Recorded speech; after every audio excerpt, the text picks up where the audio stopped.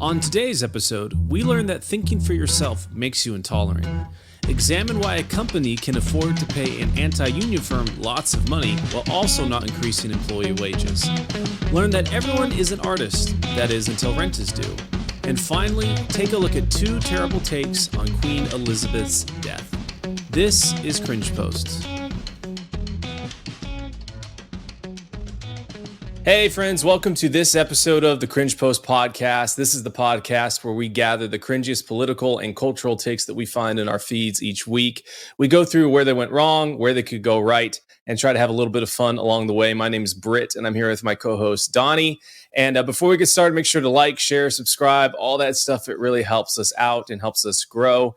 And if you are listening to the show and you want to see some of the memes and the pictures and the cringe posts that we're going through visually, go to cringepost.com, and there's a link to the visual show companion there.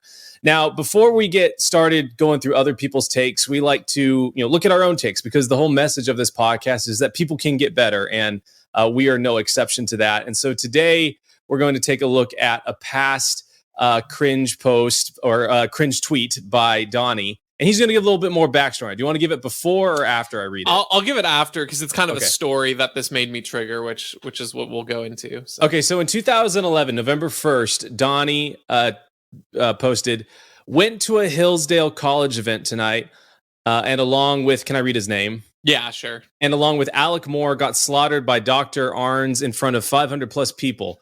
It was awesome. So here's the context. I'm in high school and deciding between which colleges I was going to, and there was a Hillsdale College event in Seattle that my best friend at the time, Alec, and I went to. We went to high school together, and it's kind of a prospective student event, kind of a donor event. It's a little bit of both. And in the initial parts of the evening, we were just kind of going around talking to people, meeting them, and so it's my friend Alec and I, and we're at this point, I think if it's November, we would have been just new seniors in high school, and this one lady says, "Oh, have you met Dr. Arns yet?" And we're like, "No." Like, "Oh, you've got to meet him." So she runs us up to the president of Hillsdale College, Dr. Larry Arns, and so he starts talking. He starts talking with us, and we end up getting into this. It wasn't obvious to me at the time, but very obviously is goading us into starting to debate things like relative truth and subjective truth and things like that, to the point where he's playing devil's advocate. And obviously he's this, very well educated, experienced guy, has this pre-set up trap for these two high school guys, and starts talking about, why can't my truth be different than your truth, kind of a thing. And admits this. I said, well, I mean, if we're talking about subjective and truths being real, then why am I not a pig right now? I could be a pig, and you could be, and you could see me as a human. Like, obviously there has to be some lines of reality that you have to contend with. And he kind of like laughed this off as though this was a silly point. And I didn't think much of it after this. But it was a very weird exchange where I'm like, well, it's kind of cool that I got to meet this guy, but he was very obviously looking for a fight. It was very weird. Then, for the main portion of the evening, he goes up to give his pitch speech, kind of the final thing. And he goes, tonight I met two gentlemen. We'll call them blank and blank. And he puts in filler names for my friend Alec and I. Oh. And he recounts the story of this conversation. And at one point he says, and one of them says, well, if truth is subjective, then the lady over there might be a pig. Not very polite of this guy or whatever. And I was like, I didn't say that. I said I was a pig. I was like, hold on. And anyway, and then he goes, and this is why we need education to have our youths be ready for the kinds of things. And I thought, this was so ridiculous. He portrayed the entire thing. Anyway, but after the fact, this post was, I think the whole situation is cringe. I don't think I was cringe in that moment, but what I was cringe about was after the fact. I thought it was like, oh, it was such a cool moment. And like, he really proved this point and like used this moment as a thing. And thinking back on it, like, I have no problem with Dr. Larry Arndt. I'm sure he's a smart guy. I don't know that much about him other than when I met him briefly, and he's, Hillsdale's a pretty great place, so no bad feelings. But I did think it was a little cheap of him to do that. And then my sort of like hero worship of I was mentioned in front of a bunch of people, therefore it was awesome, is very, very cringe. Yeah. Any attention is good attention. Yeah, I should have stuck up for myself a little bit more, I think. Yeah. I like it. Yeah. I like it. And you went on to have a successful debate career in university anyways after. So it wasn't too bad. Exactly right. Put me at him again. I'm ready, coach. Put me in. All right. Let's move on to our next post for other people, at least. And there's a series of people here. The folks, if you guys are watching, the folks with the little white squares around them are not as cringe people, and the person with the red square around them is a little bit more cringe. And so the first person writes, a chaplain was dismissed from a boarding school because he refused to chant, quote, smash heteronormativity during LGBT training. A tribunal is heard. Dr. Randall was then reported to the police as a potential terrorist for expressing concern over the training. And it links to a Daily Mail article about this situation. And then this person who has the red box over their name writes, according to the article, he was dismissed for giving an anti-LGBTQ sermon, not for refusing to join in with the chant. And then someone else replies to this person, quote, anti-LGBT, question mark, bullcrap. He stated that people didn't have to believe in ideology which went against their beliefs. They don't have to, he repeats. Not they mustn't believe it, that there is freedom of choice. Forced speech is the preserve of the TQ plus, not of Christianity. And then this person replies, pretty sure that if you go into any UK school and start saying that it's fine to believe that gay people shouldn't have the same rights as straight people, you'll also find yourself out of a job pretty quick. But at least you can go cry about it to the Mail. And then there's another little byline from the article. In the sermon, he had told the children they were not compelled to accept an ideology they agree with, adding that it is perfectly legitimate to think that marriage should only properly be understood as being a lifelong exclusive union of a man and woman. So this is a really good example of the trick that these people will play. And they sometimes they even make it genuinely because they genuinely believe it. So they think if this person doesn't agree with an ideology or a policy or a law that I want to make or enact, that means that they are anti some, minority group, which means that they are a hateful and bad person. And this person makes that jump right here where they say, well, this guy said, hey, like if you're a Christian and you believe that marriage is between a man and a woman, and that's part of your religious beliefs, this guy jumps from that to, oh, well, this person doesn't believe that gay person should have the same rights as straight people. It's like, well, no, I just don't think that, that it's the same. In my religion, that's not something that is moral to do. Some people would say, like, I think we should have laws against that or whatever. But like at its bare, right down to the foundation is just saying, hey, that's not a moral way to live. Has nothing to say about whether a person should be granted rights or not granted rights. The other aspect of it that's really funny to me is, this is obviously very, very connected to stuff like in Canada with the Bill C-16. Where they have compelled speech and all this stuff. And, people all over the country, all over the globe, I mean, and including a person like this, probably made fun of someone like Jordan Peterson who said, hey, Bill C-16 in Canada is compelled speech. If it's what's going to happen is they're going to force me to say certain things. And if I don't say those things, they're going to throw me in jail. And everyone made fun of him back in 2016 when he was saying that he was, doom and gloom, Chicken Little, the sky is falling and none of it's actually going to happen. And, lo and behold, here we are. All the folks that gaslit us about that are now saying, no, that was the whole point all along, which I find pretty ironic. Yeah, man, when you're talking about sort of, this critique about the rights and switching them out, like if you don't believe this thing is moral, then you're saying they don't believe in rights. The other thing that's frustrating about that to me is this misunderstanding of rights and privileges, because on the one hand, I don't necessarily, you can make the case that if you have a government, it should incentivize good behavior, sort of like you punish bad behavior and you incentivize good behavior. I don't really love that direction of government influence, right? Because then the government gets to determine what is or isn't good. But when you look at things like tax breaks for married couples or whatever, so you could look at that as incentivizing a good thing, since generally speaking, married couples, males are less prone to destructive behavior when they're married and settled, and obviously generally you get a more productive family, whatever you have. But at the minimum, we can at least recognize the tax status granted to a married couple, say a man and a woman, is at least just sort of a logistic thing. But it's not a right. And that's what makes me so annoyed about this is people act as though when you say, no, marriage is between a man and a woman by definition, that is what the definition of marriage is. You're not taking away a right of anyone. There's no rights involved in that statement. The only right thing is what the right definition is. In the same way as saying like, a feather falls slower than a rock. It's like, whoa, why are you taking away rights of falling fast from feather? That doesn't make any sense. There's not a right to be taken away there. And that's the same when you're talking about the definition of marriage. Marriage is a religious institution. It has a specific meaning and it has specific significance that we believe, as a Christian, that I believe and other Christians historically believe, has a unique role. So it's not the matter of a right. It's a matter of, does this thing exist in the way that you says it exists or it doesn't? In the same way, you can't have, an on-off light switch, like a light that's on and off. You can't have an on-off light.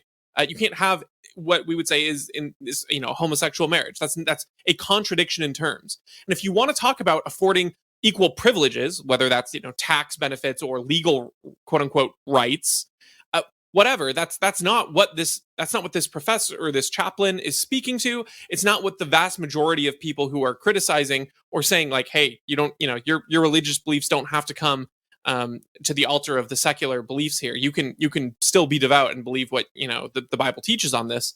None of those have to do with the legal privileges that are being afforded, but they always boil it down to, you think that they should have lesser rights than others. And it's like, no, there's nothing about a human right in here. We're just talking about what is the definition of this term and what is reality. And again, in the Christian worldview, marriage is a unique sacred institution. It's not like a sandwich where you can swap out the ingredients. It's a unique sacrament that you have to match in the same way that I would say you can't, and maybe this is a difference from some Christians, but I don't think you can swap out communion. You can't say, oh well, pizza and a grape soda counts as communion. That doesn't, no, there are aspects to that you have to retain for it to be the right thing. And I think that's the same with marriage. So this bait and switch term of talking about, oh man, if you go into a UK school and start saying it's fine that they shouldn't have the same rights, it's like, no, you're just acknowledging any reality in the same way that acknowledging a heterosexual person is attracted to females and a homosexual person, or excuse me, a heterosexual man is attracted to females and a homosexual man is attracted to males. You're pointing out those differences. You're not saying, oh wow, are you saying that heterosexual people don't have the right to be attracted to men? It's like, no, that's not what you're saying. You're just distinguishing the definitions in the same way that marriage has a distinct, unique definition. Yeah, I think that's a really good delineation that you make between like state privileges or rights, like a state saying, "Oh, well, this is how we define marriage," versus how an individual might form their conception of what marriage is. And ironically, like when we think about actual rights, like, hey, the right to own property, the right to go about your business as long as you're not harming anyone, freely and peaceably. Like the value of those rights was neglected initially when I do not like it that there used to be a time in society where if you held a perspective that that you were pro LGBTQ and you thought that was a lifestyle that you should live out, that your life could be threatened and that a lot of your actual human rights could be taken away. I don't like that. I don't agree with that lifestyle. My faith, my faith perspective on that is different, but I do believe that even though those people hold that view, that they shouldn't be deprived of the ability to just live and that human right. But what's ironic is these people will use the cover of like, well, you believing and having that belief, which is, fundamental to how you live your life.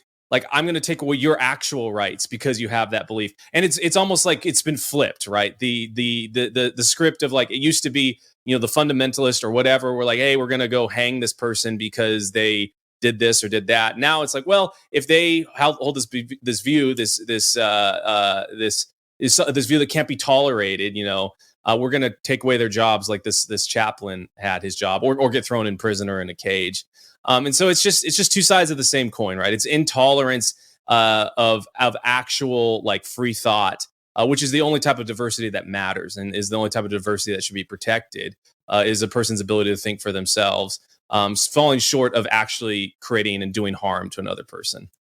Absolutely. The last thing I want to point out about this too is that second response again is a complete red herring from the point that's being made. So the somewhat based man says, he stated people don't have to believe in ideology that which goes against their beliefs. They don't have to, not that they mustn't believe it, but that there's freedom of choice. Forced speech is not the plain Christianity here. It's the choice of others. And then this guy's response is, if you go into a UK school and start saying that gay people shouldn't have rights, you'll lose your job quickly. What?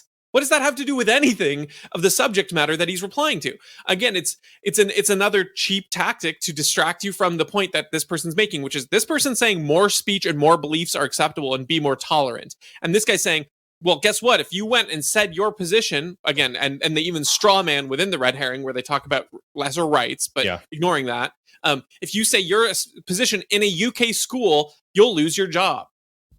Okay, he's saying this is the value I hold, and this person is saying this is what my perception of reality is. Not only is it a complete why is that a value? Why is that what we should be modeling? You're not talking about values at all. You're just saying this thing is. It's like saying I don't think in the Middle East they should push people off of roofs and kill them for being gay. I think that we should, even if you don't agree with the lifestyle, I don't think you should be able to murder people for it. And then someone else saying something like, pretty sure that if you pushed people off push people off buildings in America, they would die. You're like, what? Yes, that is a statement of reality to some degree, but it has nothing to do with what I'm saying here. And that's exactly what this guy does. He just makes it sound, he uses some of the key phrases, he uses some of the key themes, but he doesn't address the value statement that's being made. The value claim here is that this guy should not have been fired because what he was saying was tolerance. And the response is, if you speak that view, tolerance doesn't exist currently in the status quo. Yeah, we're saying it should. That has nothing to do with anything. Yep. And of all metrics, I mean, I know this is taking place in a school, which is probably why he uses it. But also, I just wouldn't use a UK school as the as the standard for what we should be basing our society's morals after. Sure. All right, moving on to our next one. We've got a meme, and it's the two button meme with a guy sweating, and the two button options that the person has is either pay your employees a little bit more, or hire a $1,500 an hour anti-union law firm, and it has a picture of the guy sweating with the label corporations on it. Now, we've gone through a lot of minimum wage and why can't Walmart pay $30 or $40 an hour, and we've gone through all that math and stuff, and we've done it on previous episodes. So if you want more in depth on that, I think that's something you should go check out. What really struck me about this one was the specific why a corporation can afford to pay an anti-union firm $1,500 an hour. And so what I think a lot of these people who make these memes lack is the context of scale, within a business. So, you take Walmart, for example, and they've got, I think they employ 2 million people or something crazy, a lot of people, millions of people. $1,500 an hour spread out among 2 million people is not that much, right? It's percentages of a penny per employee. And if they're trying to defend, against a unionization that is going to make their business either not profitable or not sustainable or not feasible, that is just a cost of doing business that unfortunately is wasted too, right? That's what people don't realize is all of this. And I think there's a place for unions, and when they're private and they actually serve the function of the worker, and there's no actual hostility involved in them. I was reminded of, I had a buddy in college who worked for Safeway, and Safeway had this strike going on for the union, and my buddy wasn't part of the union because you could work at Safeway but not be part of the union.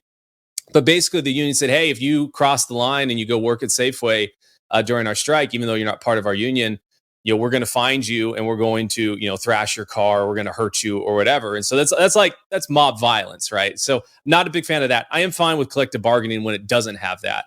Specifically, stuff like the HVAC trades and things like that have really good unions that provide like an assurance of skill level, because it's like, hey, we want to maintain being a union that contractors want to use. So we need to make sure that membership in our union is selective to only certain types of people that have a certain level skill set. And so there's a nice balance there.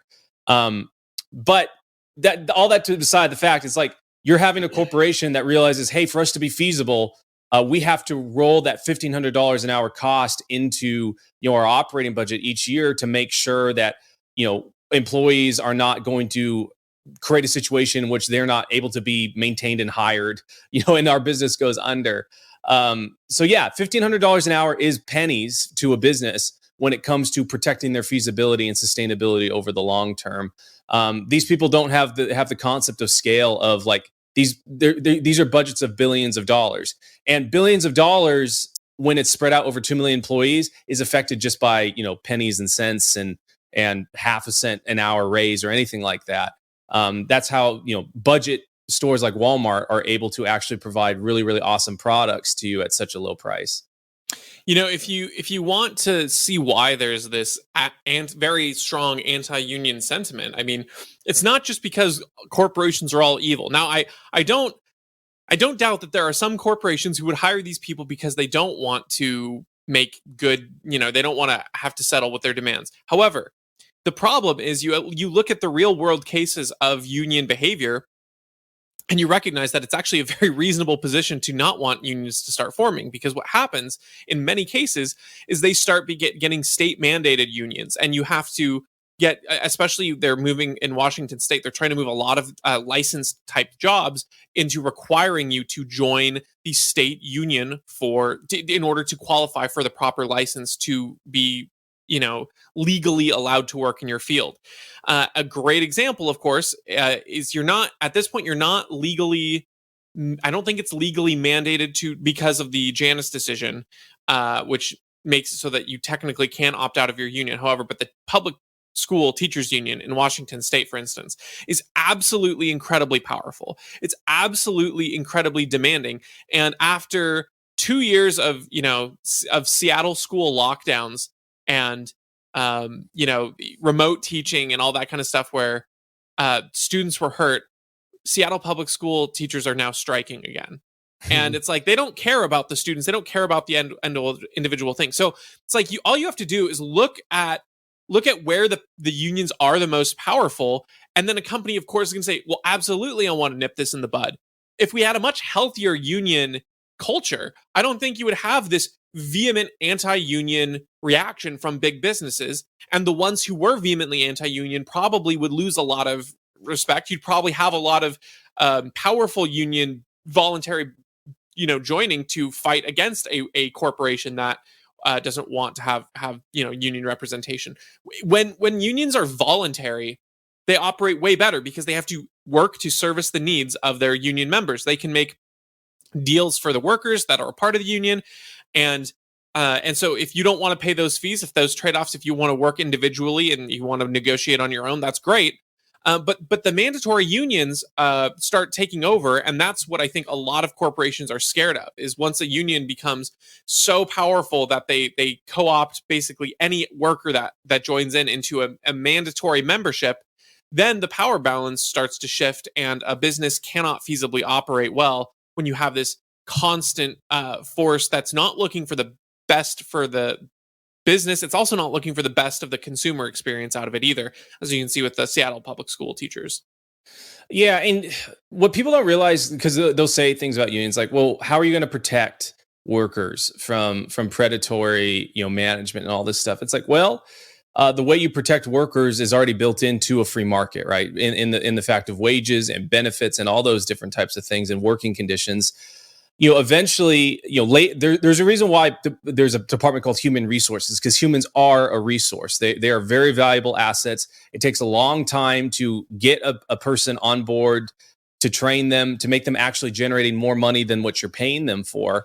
And so if you have a business that's not performing well or not doing good, treating their employees well, like that's actually an opportunity for a competitor to go in and sweep up those employees, or to pay better, or to do, to set up a business model that can get the best performers from that business.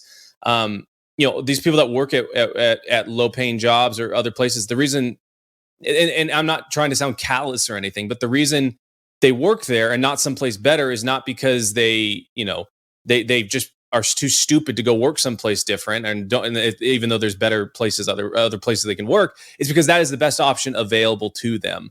The best way to move people out of those bad situations is to create new businesses and new competitors and new products and services for them to work on. Absolutely right. All right, moving on to our next one. We've got a tweet from a person who writes, "Rich kids being able to do art for a living may be a reflection of their privilege, but it seems to me like a reflection of the fact that a human that doesn't have to worry about money will often choose art. Everyone is an artist until rent is due. I wish we all had that right." So I let's just replace rent with food. It's like, yeah, everyone's an artist until they have to worry about how they're going to get food to eat. Everyone's an artist until they have to worry about what water they're going to drink. Everyone's an artist until they have to worry about having a roof over their head, or having an actual tree cut down and formed into a guitar body for them to play. These people don't live in reality. It's like, if you don't make stuff, there is no stuff. And so what if you follow this person's line of reasoning to its logical conclusion, it's that, there needs to be a class of people that make stuff that don't do art, because their stuff has to be made. You can't just, if we all sat around and painted pictures, 100% of all 7.5 billion people on the planet just sat and painted pictures and did whatever we wanted to do, within a couple days, there would not be 7.5 billion of us anymore. There might be only a billion of us left. There's a lot of things that need to be done. And yeah, art is a really important thing in society. It's an important thing to the human soul. I think you and I would both agree with that. But there's kind of like a hierarchy of needs going on, where it's like, you can't really care about art until you can feed yourself. That's just reality. And to live in neglect of that reality, to say, I don't want to acknowledge that reality, means you probably will starve, or you will have to work off the surplus of value that other people generate, which, in the United States and most other countries that have really big social welfare nets, that's what it manifests itself in. We're going to take money from people who are productive, put into a big old pile, let a bunch of administrative people take a nice big 70%, of their share of it, and then maybe 30% will dribble down to these other people. So it's destruction of wealth, as well as, taking wealth from people that have actually earned it. You have to produce things. And a successful artist is an artist that says, hey, I make art that resonates with people that produce things, and resonates enough for, a portion of that person's income to actually come and sustain me. My art is worth them sacrificing a portion of their food to enjoy it. And so that's why, there's like a equilibrium of artists to producers in a society. And the internet has done a really fantastic job, because we have now made it so that a lot of people can produce a lot doing very little amounts of work. And then people that are artists can get that, their art out to even more and more people. So we're actually living in a really fantastic time for artists, probably better than any other time in history, because you can spend, 2 or 3 hours a day, and you generate enough value to get your daily calories and maybe and water intake. Anything above and beyond that, you're probably gonna need to work a full 8-hour day, or you need to produce art that has people give up 3 to 4 hours of the day's worth of value to support you. Yeah, it's funny because it literally is the meme about, what role would you have in the communist revolution? And it's like, I'd be the artist, or I'd be the bricklayer, or not. No one claims to be like, I'll be the bricklayer, right? No one wants that role. And it just shows this disconnect with how actual value is perceived in the culture. And I think a lot of this is to do with the ironically, the progress we've made, where a lot of people's, either the way that they make money or the way they see people make money is by sitting at a computer doing things. It's the intellectual work. They don't see a lot of and our culture doesn't really respect, as much as you'll hear from conservatives, broadly speaking, the culture doesn't respect trade jobs in many ways, right? Where you're actually doing a service or providing value. And only those kinds of jobs are valued when they're talking about like minimum wage jobs and how they need to earn more or whatever that is, but they don't understand why. They have this cognitive dissonance of like, well, the minimum wage McDonald's worker should be paid $25 an hour. Also, everyone should be able to be an artist. And they have these two kinds of contradictory ideas, and they don't understand because they just think, well, when I when I get money, it's kind of my right to have a job. It's my right to earn that paycheck because it's so common in our culture. They don't think about the fact that when you're, sitting at a computer, if what you're doing isn't providing value, you shouldn't really be getting paid. It's just kind of one of the perks that consistent jobs offer. And so it's so funny to see this, oh man, I everyone's an artist until they have to work. It's like, yeah, but the reason that is because eventually you have to actually, like you said, make things. You have to do things that provide value, and so if we're at a position where more people can be artists in a culture, that's wonderful and that's great. That means that we have a society that is rich and bountiful, and we have plenty of resources. So let's continue to be able to make more people artists if they want to be, and if they're good at it, and if it provides value in people's lives. But don't act like that's the norm or the expectation or the default. It absolutely isn't. The only reason it's the default as a kid is because as a kid, you generally are privileged enough to not have to work as a child. Yeah. I think a great like real world example of this with art is Spotify. So the way Spotify hypothetically, and there's a lot of among engineer types, discussion about is this actually how it works? But this is the way it's purported to work, and it's a very fair system.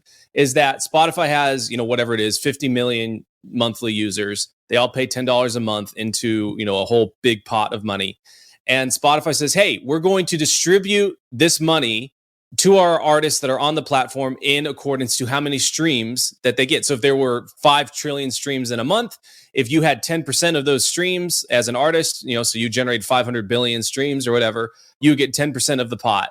And so what this person is advocating for, that seems really fair, right? It's like how much you bring to the table is how much you're getting paid out. What this person is advocating for is that, some little band like my band, that gets maybe 100,000 streams on a song, we get paid the same amount as Beyonce, who gets 500 billion streams on one of her songs or her total catalog, because there's no acknowledgement of the reality that like different people contribute different amounts of value to the world. Way more people enjoy Beyonce's music. Not as much me, but other people enjoy her music a lot more than a lot of people enjoy our music, which is fine. I'm making music that I like, and I work a normal job so that I'm able to actually have food and have a house and provide for my family and all this stuff. So it's a lot of these people don't realize it's like you can have both, man. The fact that you can work only 8 hours in a day, get a normal job doing sales or working in HVAC or anything like that takes a little bit of like thought and effort and a little bit of skill-based training. And you can, have enough money to own a home at some point and have food on the table. And with only 8 hours, that means there's another 16 hours in the day that you have to go do other stuff, like 8 hours a day. Even if you need to get 8 hours of sleep, let's say, and you need another like 2 hours to eat lunch, that's still 6 hours of time you can spend making art or doing whatever you're going to do, which is a lot of time. You can get if you dedicate yourself to one thing for 6 hours a day every day for a year, like you would be really fantastic and you would see a lot of really good results. But something tells me that these people probably don't do that. They maybe spend about 30 minutes doing art and then the rest of the time sleeping or going out with their friends or streaming Netflix or something like that. Or a lot of them are artists, but they sell their art, and in the very ironic way, they are kind of betraying their own principle, where Sure. they're creating art, but they're doing it in a way that supports themselves because they can, because That's it can be a fantastic point. self-sustaining way. Yeah. Yep. All right, moving on to our next one. So today is Thursday, September 8th, and Queen Elizabeth II passed away. And so we've got Uja Anya, Twitter verified user, tweets out, I heard the chief monarch of a thieving, raping, genocidal empire is finally dying. May her pain be excruciating. She must be talking, I guess it's the 9th, my bad. But I guess she's talking about Hillary Clinton. No. This is... No, it is right. It's just the date is displayed differently because I think okay. a UK is she ahead? Or okay, that makes sense. Yeah, because Europe first screen capped it. Oh, okay, got it. So yeah, so it's the eighth. Sorry, guys, it's the eighth in the U.S. It is the ninth in other parts of the world right now. Anyways, I thought she was talking about Hillary Clinton because that sounds more like her than it does. Yeah, you and I are not big fans of monarchy, or I kind of. It's weird to me that anyone would shed a tear over a ruler on the other side of the earth that they've never met and never received anything from. As a lot of Americans are doing right now. So we're not the biggest fans of it. I think it's kind of weird that they get there are all these articles about them being a net tax benefit to the UK taxpayer and all this stuff. I don't really care. Don't really like it. Think it's weird. Think all the pomp and circumstance is kind of weird, and I don't get it. And that's why we beat them and they surrendered to us at Yorktown. But it's just so the same people that will say this about this lady, which is kind of an ugly thing to say. Like I hope that not only does she die, but that she dies in an excruciatingly painful way. Like that's an awful thing to say, even about the worst person on the planet. But the fact that they don't say this, right? They don't even say like, "Man, I just wish this other person wasn't in power." About people like Barack Obama or George W. Bush or Joe Biden or all these people that are kind of the biggest murderers of the 21st century. In terms of body count, millions of innocent people dead, either directly through military action or as the result of destroyed facilities and poverty and destroyed infrastructure. Or economic issues created by those type of actions. These people are fine with those folks. They praise them. I was thinking about like this same person. I haven't looked at her feed, but the same type of person that would say this about Queen Elizabeth is also praising and oohing and awing over the fact that Barack Obama and Michelle Obama had their portraits hanged in the White House this week. The world record holder for simultaneously being a Nobel Peace Prize winner and droning as many people and selling weapons to Al Qaeda as possible. I mean, it's just so weird, the cognitive dissonance. It's like, fine, have this opinion about Queen Elizabeth. I think that the British Empire, for most of its existence in history, was pretty evil and pretty bad. You can have that view, and that's fine. But if you're going to have this opinion about Queen Elizabeth, you might as well have it about actual monsters out there. That's exactly right. Queen Elizabeth and the monarchy. I mean, I guess so. So broadly speaking, the monarchy is weird how they have it. I think I don't like the idea of idolizing a human in this way. I will say, of all monarchs, Queen Elizabeth, I don't have any particular reason to dislike her.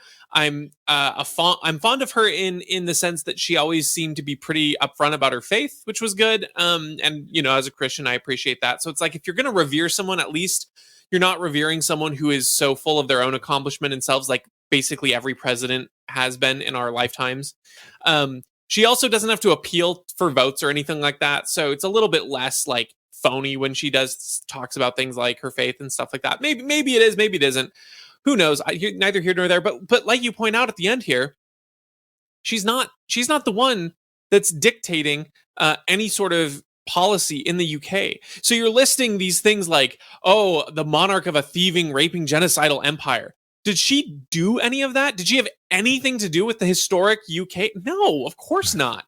It's this intersectional idea that like you are reduced to your skin color, you're reduced to what your forefathers before you did. Since she is, the queen of a monarchy that in the past the monarchs have controlled things and done bad actions, she is now responsible for their guilt, which is just such a cancerous, toxic thing to think. Meanwhile, this professor person is actively supporting genocide herself through promoting abortion stuff. And it's like, you want to talk about someone who's actually doing something that promotes genocide, that look in the mirror, because Queen Elizabeth is not actively promoting genocide. She doesn't even have any control over the nuke buttons, let alone the actual invasions of other foreign countries that the UK's done in modern history, let alone having anything to do with the historical presence of the UK that has done bad actions. She has nothing to do with that. And you live in the timeline where you have the most access to scientific information as any other humans in history have. You have the most free access to the most power to be able to save lives, and you're choosing to support causes that obliterate a subset of humans because you view them as inferior. I don't think that the queen is the one you should be celebrating the death of, because you're celebrating a lot of other people's deaths already. You should probably tone it back a bit. I just find it so disgusting when someone is talking about, oh, this horrible person who's really done nothing of the kind while they're actively promoting which I think most wide-scale genocide. Yeah, which I think really reveals that this is just an effort to get clicks and views and popularity, because it's not really well thought through. And I also guarantee you that this is the same person that, for those of you that are libertarians, maybe you saw the Libertarian Party of New Hampshire's tweet about John McCain a few weeks ago on the anniversary of his death, kind of making fun of it. And that's not necessarily particularly in my taste, right? But there's definitely worse things that have been said and done by other people, and so this person, though, for sure would be outraged over the fact that the Libertarian Party of New Hampshire made that post about John McCain, an actual genocidal, warmonger. So yeah, there's no, as we common say on this show, a lot of the stuff that makes something cringe is the fact that it's not undergirded by any sort of principle. It's only undergirded by the fact of a desire for power or for likes or for views or for popularity. And unfortunately, this lady has one of those things. She's not actually being consistent. Yeah, no. And of course, this person also was, big supporter of like Michelle Obama and Barack Obama and stuff. So it's like, all right. So you're supporting genocide. You want this shock value for this thing, but you're supporting the family that actually has committed genocide in our lifetime. So you don't care about genocide. Like, you're just trying to shock react. And, if your whole worldview is this intersectional, race-based, the sins of your father's viewpoint, then you can really simplify any person down, ignore the faults that they actually have, and then vilify other people for the faults that others have had. And it's just a really simplistic, childish way of looking at the world. Yeah, and speaking of that, we'll move on to our next one on the same topic. So we have kind of a more conservative-leaning person, and they are tweeting about the tweet we just talked about. And this person writes, Twitter pulls vile tweet by uni professor mocking dying Queen Elizabeth. But they shouldn't just do that. They should remove her permanently from Twitter. Her university should also decide whether she is a suitable role model to teach others. Now, given that you and I both agree with this person that it's a vile tweet that went out, it's just so weird to me, and it's kind of in line with how we ended the last post, that this person doesn't actually have any principle, right? They would just as much decry Twitter's censoring of what other people would consider vile tweets, by conservatives. Case in point, the very first cringe post we went through, someone saying, "Hey, I believe that marriage is between a man and a woman," or maybe someone calls Bruce Jenner, instead of their trans name. People would report that and say that's a vile tweet and get people removed, and this person would be outraged about it and say, no, they shouldn't do that. This person doesn't have an actual coherent principle that surrounds their concept of what liberty and free speech and all that stuff is. One point that I might kind of agree with this person on, though, is that, hey, maybe the university should decide if this is a person that, maybe their behavior on Twitter also manifests itself in other ways on the university campus.